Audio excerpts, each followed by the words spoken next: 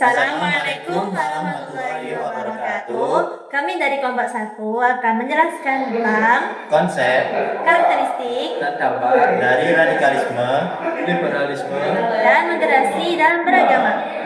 Selamat menikmati.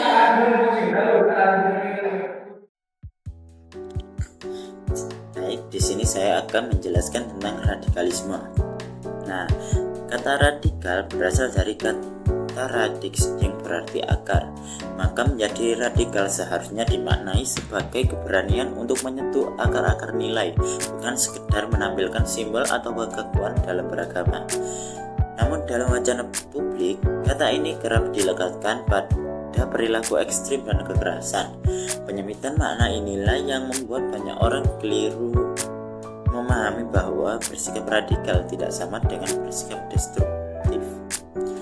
Pemahaman radikalisme justru diarahkan pada kedalaman spiritual dan keberanian intelektual untuk mempertanyakan ulang, menafsirkan ulang, dan menghidupkan kembali nilai-nilai yang nyaris kehilangan ruhnya.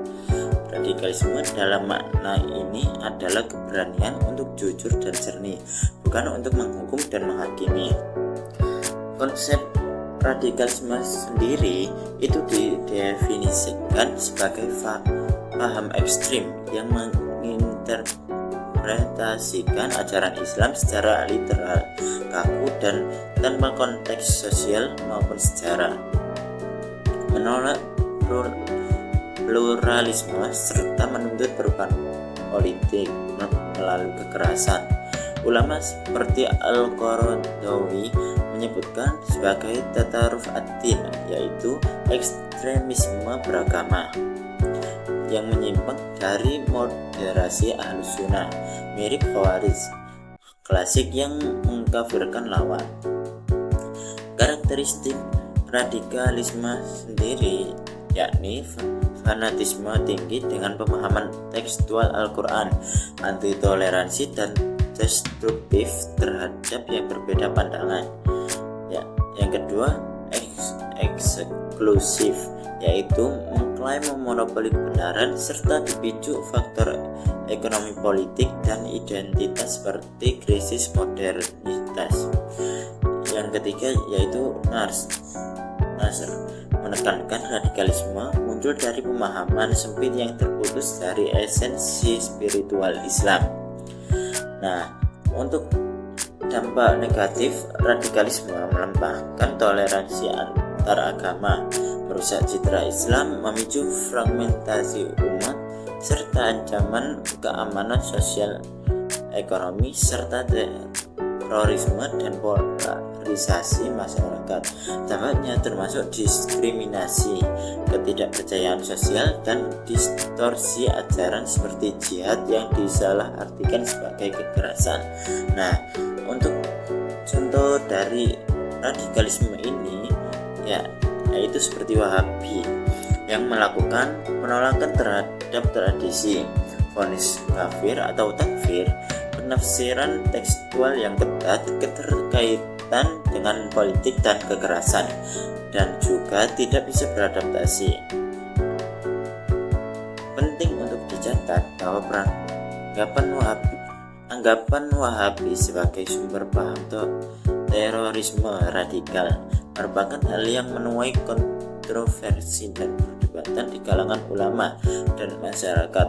Banyak pengikut Wahabi menganggap diri mereka sebagai muwahhidin, orang yang mengisahkan Tuhan, dan menolak label Wahabi itu sendiri, melihat gerakan mereka sebagai upaya kembali ke ajaran Islam yang murni. Selanjutnya yaitu liberalisme yang akan dijelaskan oleh rekan saya. Oke, jadi dalam Islam, liberalisme sering dipahami sebagai sebuah pendekatan yang menekankan kebebasan individu, rasionalitas, dan toleransi. Namun, perlu diingat bahwa konsep liberalisme ini berbeda dengan konsep Barat. Dalam konteks Islam, liberalisme diartikan sebagai upaya untuk memahami dan menginterpretasikan ajaran Islam dengan cara yang lebih terbuka, kritis, dan inklusif.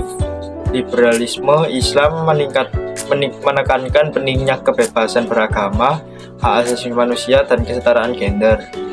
Untuk ciri-cirinya itu yang pertama interpretasi kritis.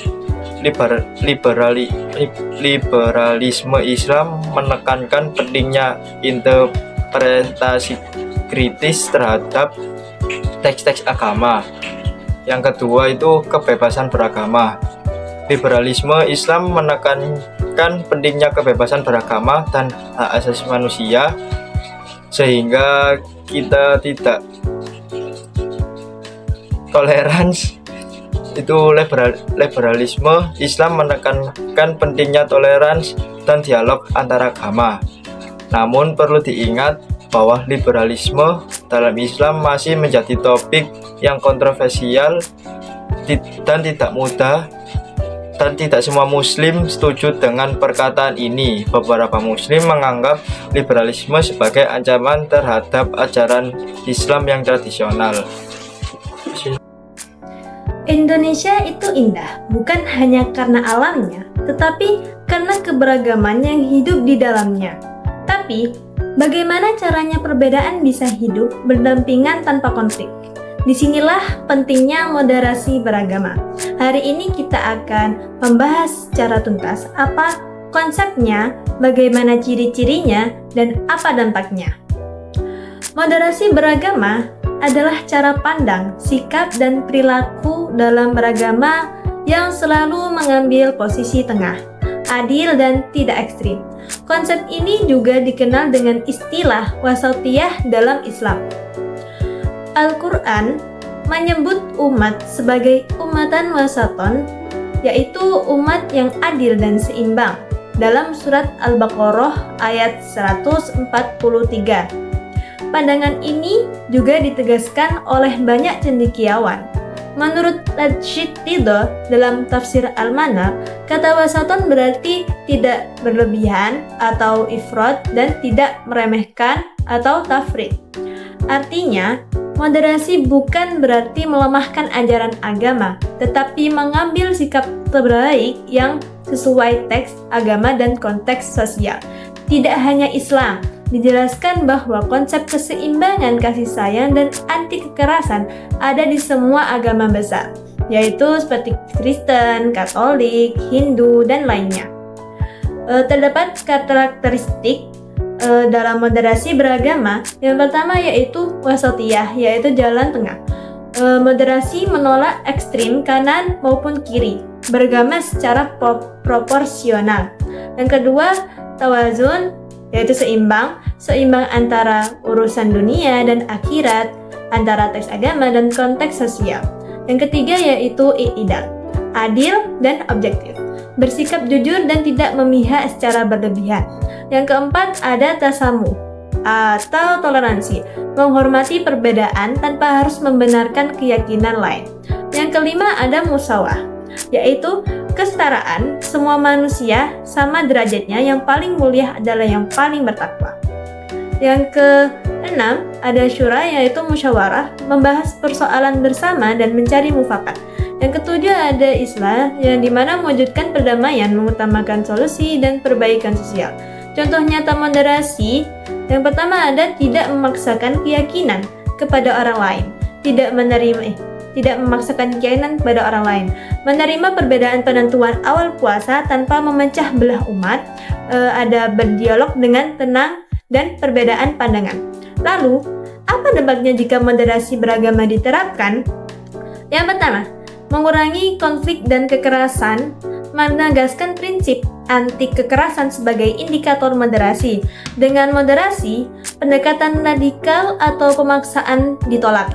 Yang kedua ada meningkatkan kerukunan antar umat beragama, toleransi yang benar menciptakan rasa saling menghormati. Tidak semua perbedaan harus diperdebatkan.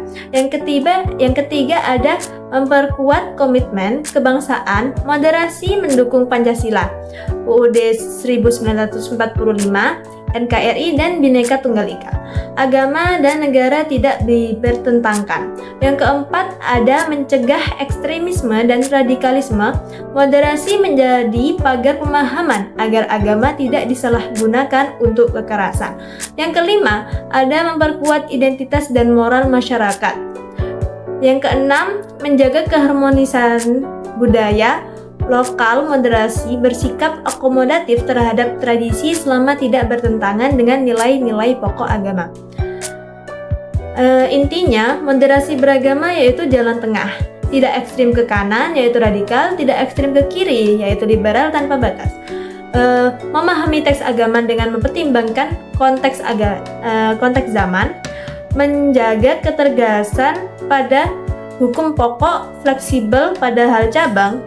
Contohnya tetap menjalankan syariat, tetapi menghormati yang berbeda. Moderasi beragama bukan melemahkan agama, tapi justru menguatkan nilai-nilai fundamentalnya, keadilan, kasih sayang, dan kebijaksanaan. Moderasi bukan sekedar teori, tapi sikap hidup yang membuat Indonesia tetap damai dan utuh dalam keberagaman. Jika kita bisa bersikap moderat, perbedaan bukan ancaman, melainkan kekuatan. Dah. Bila Ada Salah kata kami mohon maaf. yang sebesar-besarnya. Sekian. dari kami. Wassalamualaikum warahmatullahi wabarakatuh.